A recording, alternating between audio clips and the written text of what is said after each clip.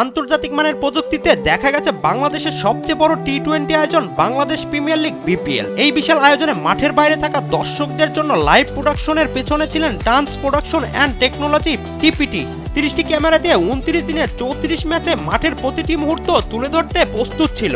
136 ঘন্টারও বেশি live broadcast, 1 সেকেন্ডের জন্য থেমেছিল না উত্তেজনা। 10টির বেশি গ্লোবাল টিভি ও ডিজিটাল প্ল্যাটফর্মে ক্রিকেটকে পৌঁছে দিয়েছিল বিশ্বজুড়ে। এর পিছনে কাজ করেছে 100 জনেরও বেশি দক্ষ কর্মী।